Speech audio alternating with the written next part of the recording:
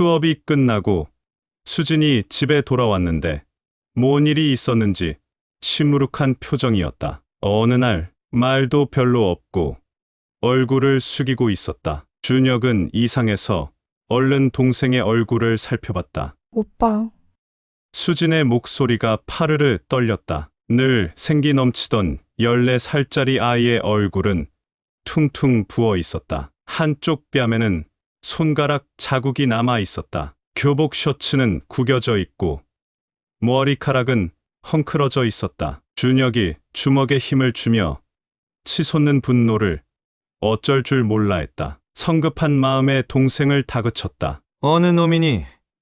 오빠가 처리해 줄 테니까 말 좀 해봐. 준혁의 말은 낮고 차갑게 가라앉아 있었다. 수진은 오빠의 과거 습관이 다시 살아날까봐 말을 제대로 할 수가 없었다. 준혁은 겁을 먹은 동생을 다독이며 물었다. 오빠가 옛날처럼 폭력을 휘둘러 해결하겠다는 게 아니야. 걱정하지 마라. 한참을 망설이던 동생은 간신히 말을 꺼냈다. 학교에 일진으로 알려진 데 6명이 있는데 학교에서도 터치하는 게 힘든 애들이래. 그 새끼들 이름이 뭔데? 동생은 잔뜩 겁을 집어먹고 말을 똑바로 못했다. 그만큼 그 일진들의 행패가 심한 모양이었다. 준혁은 동생이 불러주는 이름들을 적어두었다. 직접 확인해 보고 조치를 해야겠다고 생각했다. 일단 걔들 중에서 핵심자를 파악해야 했다. 어느 조직이든 핵심 주동자가 모든 통제권을 가지고 있기 때문이었다. 수심에 쌓인 동생의 표정에 마음이 찢어지는 듯했다. 나이 차이가 많이 나는 여동생 수진이는 늦둥이였다. 엄마, 아빠가 얼마나 귀여워했는지 모른다. 유치원 때부터 공부를 좋아해 중학교 다니는 동안 전체 5등 밖으로 떨어져 본 일이 없었다. 학원 한 번도 안 다니면서 말이다. 사실 동생이 초등학교 4학년 때 엄마와 아빠가 교통사고로 돌아가신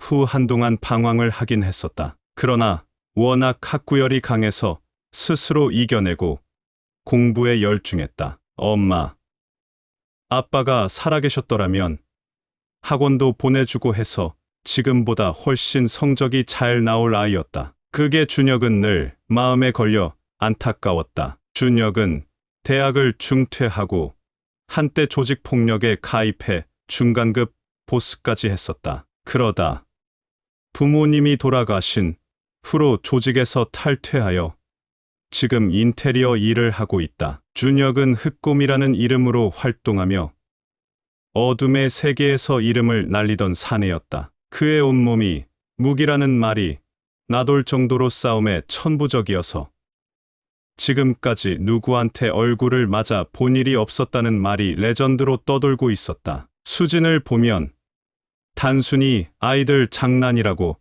치부하기엔 너무 공포스런 손찌검이었다. 다음 날 준혁은 정장을 꺼내 입고 수진의 학교에 찾아갔다. 교문 앞에서 한참을 서성이다 30대 중반의 담임교사를 만났다. 박 선생은 지쳐 보이는 얼굴로 그를 맞았다. 준혁을 보자마자 대뜸. 학생들 사이에서 흔히 있는 일입니다. 서로 사과하고 화해하면 해결될 일이에요. 라고 한다. 박 선생은 형식적인 미소와 함께 원론적인 이야기만 늘어놓았다. 준혁이 수진의 상처를 말하면서 좀 더 적극적인 조치를 요구하자 박 선생은 눈을 내리깔며 말했다. 그 학생은 부모님께서 학교운영위원회 핵심이시고 지역 유지이신 3.1그룹 김영우 이사장님의 자제입니다. 저희도 조심스러울 수밖에 없어요. 그러면 수진이 맞아서 상흔이 생겼는데 그냥 넘어가란 말입니까? 그러자 박 선생은 자리를 박차고 일어나 오히려 꾸짖듯 말한다. 그렇지 않으면 그 학부모에게 사과라도 하라고 할 겁니까? 사과는 당연한 거 아닙니까? 병원에서 진단서도 끊을 수 있는 상처를 입었습니다. 사과하는 게 그렇게 어려우면 가해자는 어떤 처벌도 없다는 걸 말하는 겁니까? 박 선생은 명백한 방관의 태도였다. 준혁은 속에서 치밀어 오르는 분노를 간신히 억눌렀다. 그날 오후 준혁은 학교 주변을 탐문하기 시작했다. 학생들을 대상으로 직접 물어볼 수는 없었다. 학교 앞 문구점, 주인이나 분식집 사장님 등 오래도록 학교 부근에서 장사하는 사람들을 찾아다녔다. 처음에는 말을 아끼던 이들도 준혁의 진심, 어린 호소와 수진의 상처에 대한 이야기를 듣자 조금씩 입을 열었다. 이 학교는 돈 있는 집 자식들은 건드릴 수가 없어. 교사들도 다 알아서 기는 눈치더라고. 선생님들이 오히려 일진들 편을 들어주는 것 같던데? 파편적인 이야기들이 모여 하나의 그림이 그려졌다. 신화중학교는 겉으로는 명문 중학교를 표방했지만 속으로는 돈과 권력이 지배하는 부패한 공간이었다. 준혁은 다음 날 교장과의 면담을 요청했다. 며칠을 학교에 드나들며 면담을 시도했지만 교장은 늘 외부 출장 중이거나 회의 중이라며 그를 피했다. 결국 준혁은 학교 폭력대책자치위원회 소집을 요청하는 서류를 접수했다. 학교는 마지못해 이를 받아들였지만 준혁은 이미 학교의 방관적인 태도와 은폐 시도를 직감하고 있었다. 며칠 후 학폭위 소집 통보가 날아왔다. 준혁은 수진을 데리고 학폭위에 참석했다. 위원회에는 교장, 교감, 학부모 대표, 외부 전문가 등이 참석했다. 그러나 회의는 시작부터 준혁의 기대를 저버렸다. 가해 학생 측 학부모는 3.1그룹 김영호 이사장과 법무법인 대표였다. 그들은 변호사까지 대동하고 나타나 수진의 증언은 단순한 학생들 간의 다툼이며 피해 학생 측의 과장된 주장이라고 깎아내렸다. 특히 김영호 이사장은 노골적으로 준혁을 무시했다. 자녀 교육은 가정에서부터 바로잡아야 하는 것 아닙니까? 아이들 싸움에 이렇게 과민 반응하는 부모가 오히려 아이에게 좋지 않은 영향을 미칠 수도 있습니다. 김영호 이사장은 그러면서 준혁의 부모님에 대해 언급했다. 가정교육을 시킬 부모가 안 계셔 애가 더 외톨이로 커가면 나중에는 성격 파탄까지 생깁니다. 가정교육은 정상적인 가정에서 가능한 건데. 그의 말은 수진의 상처를 무시하는 동시에 준혁의 양심을 건드렸다. 준혁은 탁자를 주먹으로 내리쳤다. 그 소리에 모든 참석자들이 움찔했다. 도대체 이런 짓거리를 하자고 학폭위를 만들었습니까? 이렇게 해서 학교가 학생 중심으로 잘 돌아가겠습니까? 준혁이 핏발을 세우며 와이셔츠 소매를 걷어붙이자 과거 새겼던 문신이 드러났다. 그것을 본 참석자들은 은근히 겁을 먹는 듯 했지만 김영호는 그런다고 겁 안 먹는다는 식으로 거만한 자세를 취하고 있었다. 학폭위 진행 과정은 철저히 가해자 측에 유리하게 조작되고 있었다. 학교는 사건 발생 초기 CCTV 자료를 오류로 삭제되었다고 둘러댔고 목격자 진술은 흐릿하게 처리되거나 아예 누락되었다. 심지어 학폭위 위원 중 한 명인 학부모 대표는 김영호 이사장과 개인적인 친분이 있는 것으로 드러났다. 그들은 수진에게 반복적으로 진술 번복을 유도하며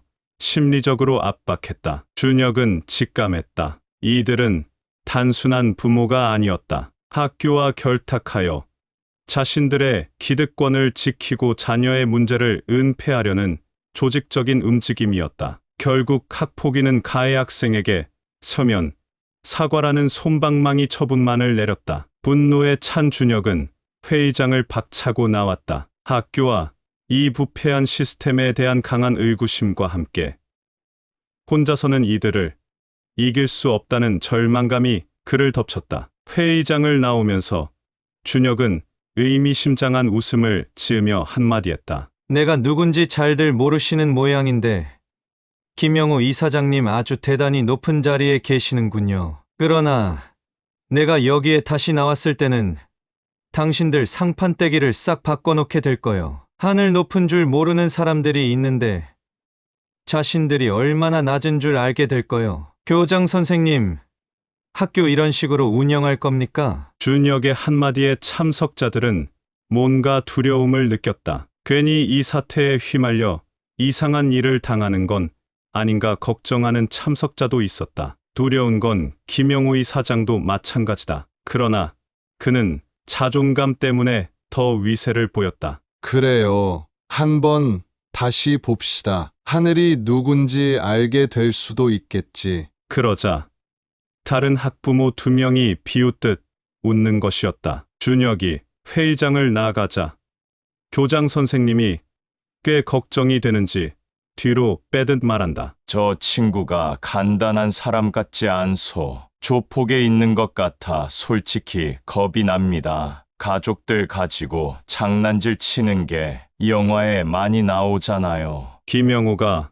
기세 높은 듯 대꾸했다. 그까짓 것 겁낼 필요 없어요. 깡패 새끼들은 나도 동원할 수 있어요. 어디 꼬맹이 같은 걸 가지고 뭔 겁을 냅니까? 일부 참석자는 그 말을 듣고 안심이 되는 듯한 표정이었지만 다수는 불안한 얼굴을 숨길 수가 없었다. 그날 밤 준혁은 낡은 스마트폰을 들었다. 한참을 망설이던 그의 손가락이 잊고 지냈던 번호를 눌렀다. 신호음이 3번 울린 후 나직하고 지적인 목소리가 흘러나왔다. 오랜만이네, 곰탱이. 드디어 전화했군. 상대는 과거 준혁의 조직에서 두뇌이자 설계자로 불리던 윤 실장이었다. 그는 현재 IT, 보안 컨설팅 회사를 운영하며 합법적인 사업가로 변신한 상태였다. 준혁은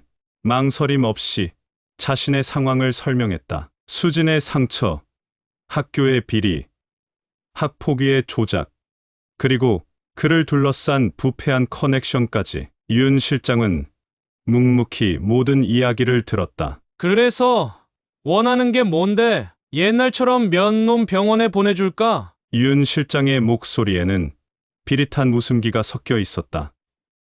아니, 그 새끼들 뿌리째 뽑아버릴 거야. 내 동생에게 상처 준 대가 반드시 치르게 할 거라고. 내 힘이 필요해. 준혁의 목소리는 단호했다. 재밌겠군. 전만한 건설의 사쯤이야 뭐. 윤 실장은 짧게 답했다. 며칠 후 준혁의 인테리어 사무실에 수상한 사람들이 드나들기 시작했다. 밤이 되면 셔터를 내린 가게 안에서 조용하고 은밀한 회의가 열렸다. 덥수룩한 머리에 늘 후드티를 입고 다니는 청년 스파키는 과거 조직에서 디지털 전문가로 불리던 천재 해커였다. 그는 수십 대의 노트북을 늘어놓고 학교 전산망, 학부모들의 개인정보, 그리고 교직원들의 SNS 계정까지 파고들었다. 학교의 내부망에 침투해 학폭위 회의록 원본 파일,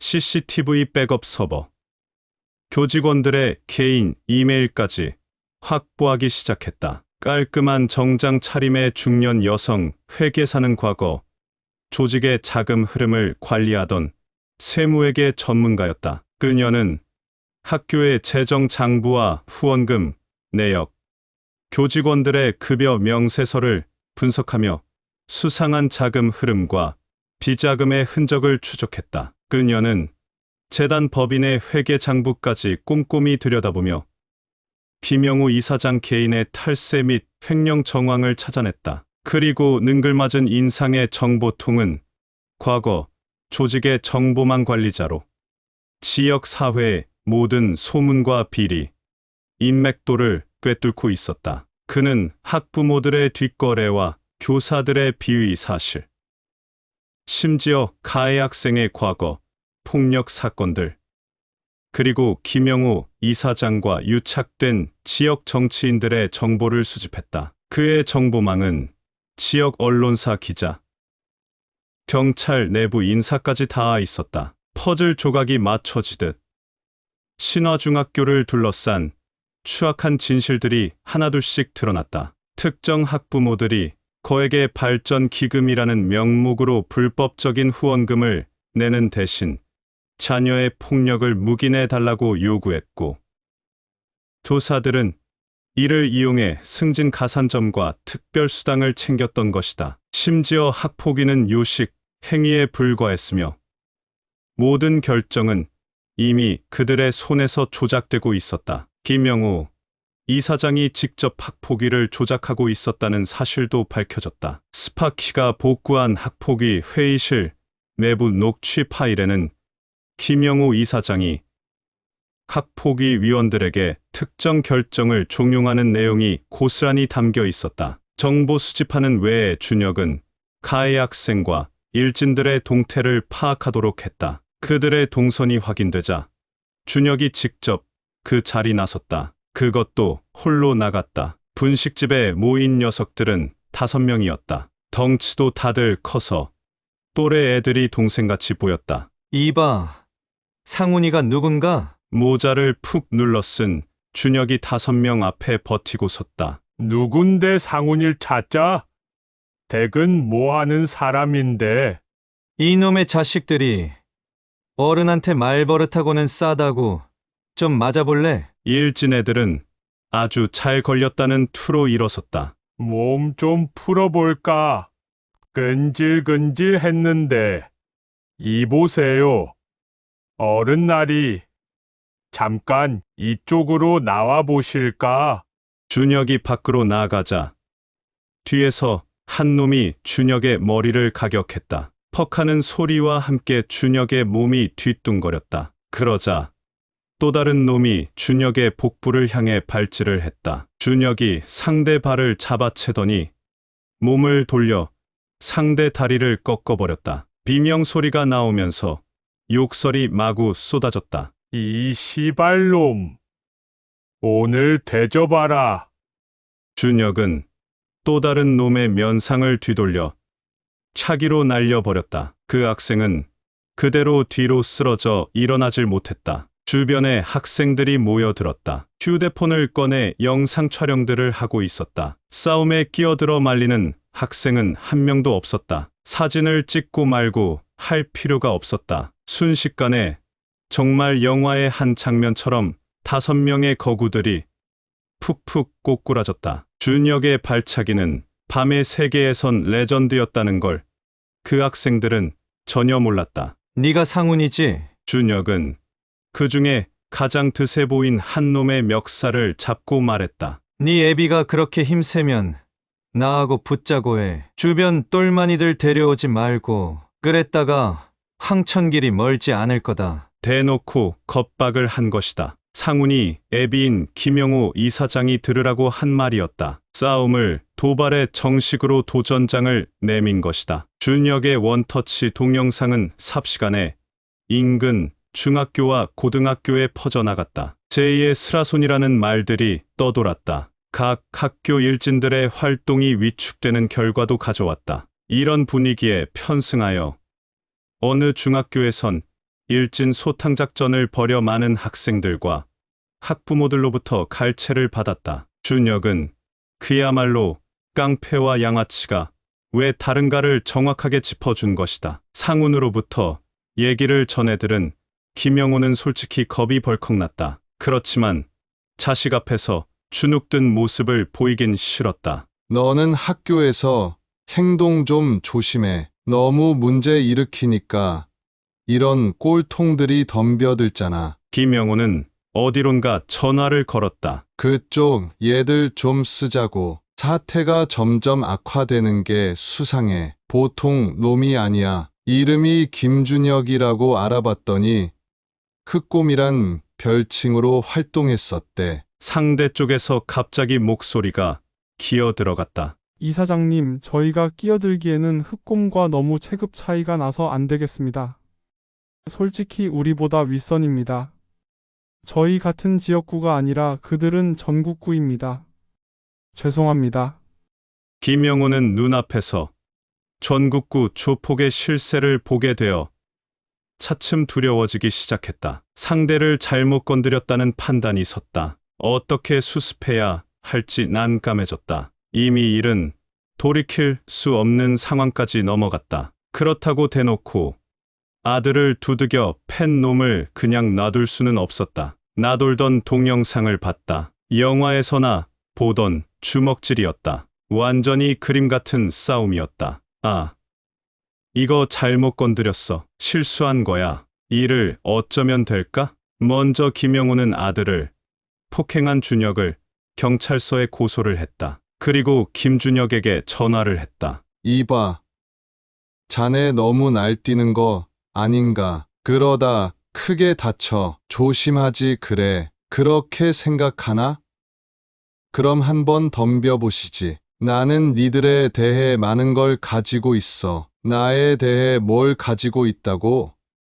그러거나 말거나. 하여튼 경고를 했다. 준혁은 이 정도로 해서 될 인간이 아니라고 판단을 했다. 자기의 견고한 성을 쌓아 두고 성주 노릇을 하고 있는 자였다. 허세와 허영심으로 똘똘 뭉친 인간의 다름 아니었다. 한편 증거들이 충분히 모이자 준혁은 윤 실장의 조언에 따라 교육청과 관할 경찰서에 익명으로 제보했다. 그러나 돌아온 것은 형식적인 답변과 이론적인 태도였다. 담당 공무원과 경찰관들은 증거가 불충분하다거나 개인적인 다툼에 지나치게 개입할 수 없다는 식의 변명만 늘어놓았다. 준혁은 직감했다. 그들 역시 이미 김영우 이사장의 영향력 아래에 있었다. 이 싸움은 단순히 신화중학교와의 싸움이 아니었다. 더 거대하고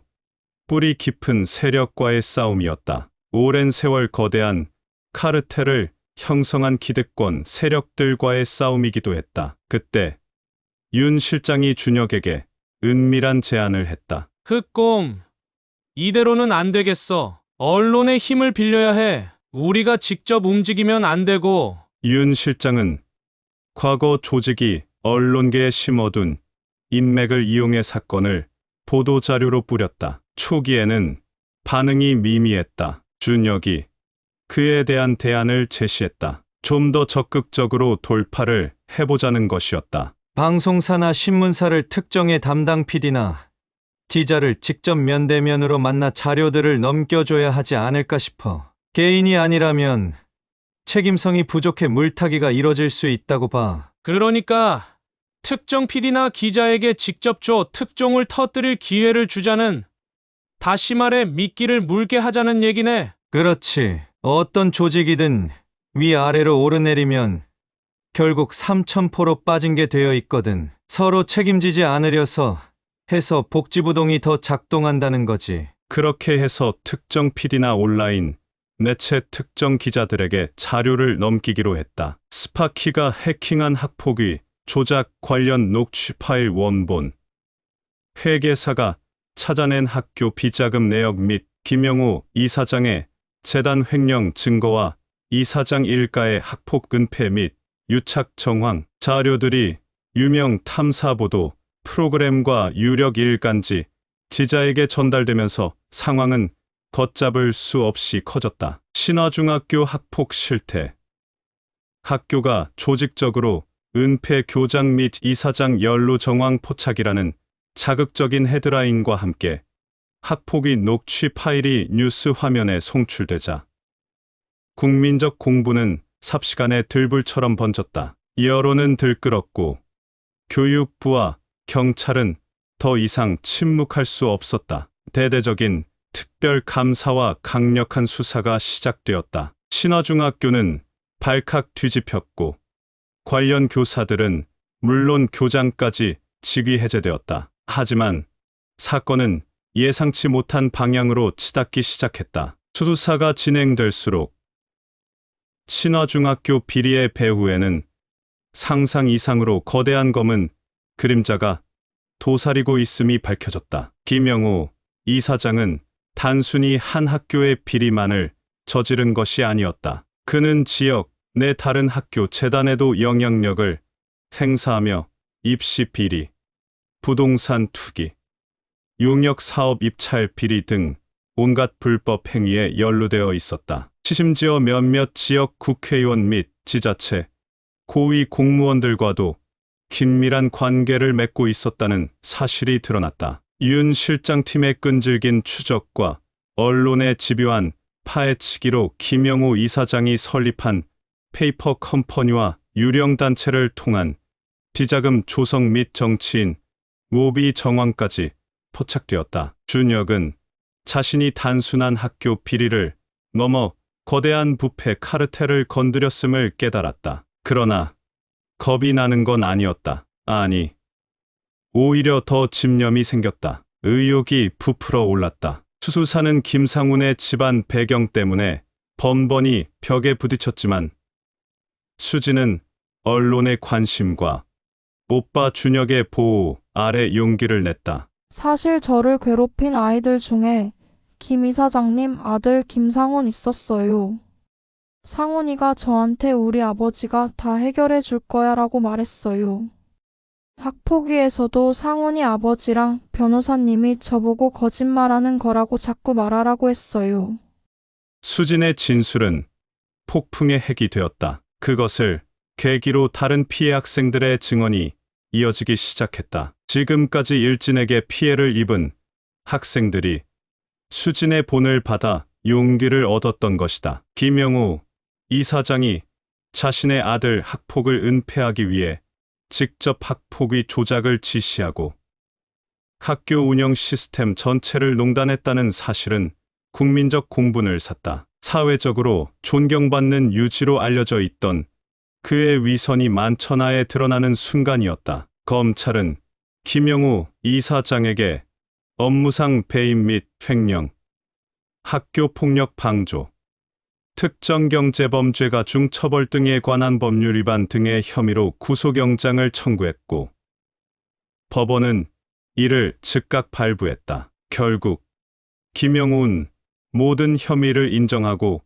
구속되어 실형을 선고받고 현재 항소 상태에 있다. 그를 비호하던 정치인들과 지역 유지들 역시 줄줄이 권력에서 물러나거나 수사를 받게 되었다. 그로 인하여 국회 국정감사 때는 야3당이 공조하여 해당 정치인들과 공무원들을 증인으로 요구하기도 했다. 소속 정당에서는 비리 정치인들을 제명 조치함으로써 분명한 선긋기를 했다. 신화중학교는 대대적인 개혁에 들어갔고 새로운 교장과 교사들이 부임했다. 김상훈을 포함한 학교 폭력가해 학생들은 강제 전학 조치되었고 아이들은 다시 밝은 웃음을 되찾았다. 준혁은 다시 조용한 인테리어 사무실 주인으로 돌아왔다. 그의 가게는 한동안 언론과 경찰의 관심 대상이었지만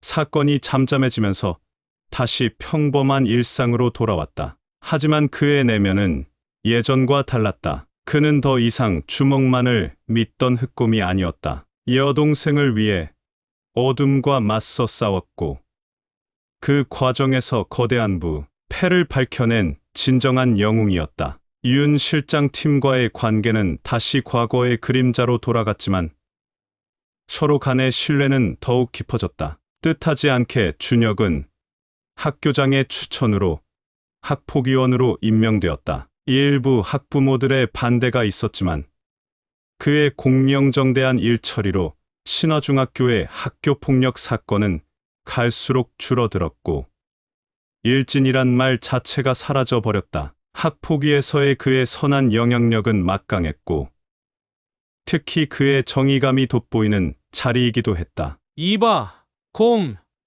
자네는 주먹 세게보다는 대명 천지의 학폭위원 감투 같은 게 딱 어울리는 사람이야. 자네의 정의감은 밤보다 낮에 더 힘을 발휘하니 말이지. 고마워, 윤 실장.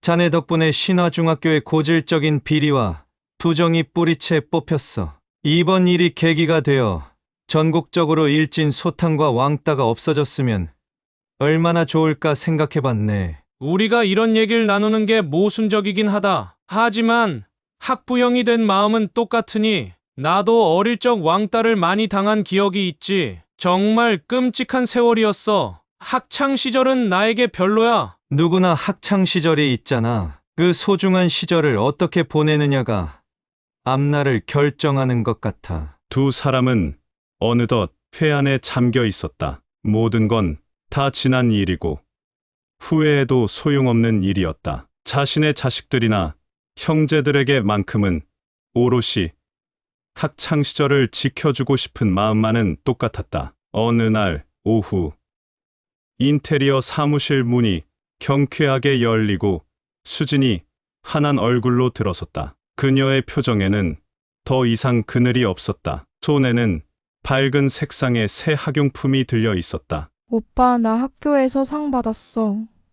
수진의 손에는 용기 있는 학생상이라는 상장이 들려 있었다. 상장에는 불의에 맞서 진실을 밝히는데 기여함이라는 글귀가 적혀 있었다. 준혁은 말없이 수진의 머리를 쓰다듬었다. 어쩌면 그 상은 수진에게만 주어진 것이 아니었다. 어둠 속에서 한 줄기 빛이 되어준 그들 모두에게 주어진 상이었다. 세상은 여전히 불의로 가득했지만 준혁은 알았다. 어둠 속에서도 한 줄기 빛이 존재한다는 것을. 그리고 그 빛은 작은 용기와 의지, 그리고 진실을 향한 끈질긴 추적에서 시작된다는 것을. 그의 인테리어 사무실은 이제 단순한 가게가 아니었다. 어둠 속에서 빛을 찾는 사람들에게 작지만 단단한 희망의 공간이었다. 학교 폭력은 정말 심각합니다. 특히 빈곤 가정이나 결핍 가정의 아이들에 대한 왕따와 학폭은 인간성을 말살하는 범죄입니다. 교육자들의 엄정한 자세와 각성이 그 무엇보다 절실한 때입니다. 학교에서 지켜지지 않는 정의는 사회에서 더더구나 지켜지지 않습니다. 사연은 여기까지입니다. 감사합니다.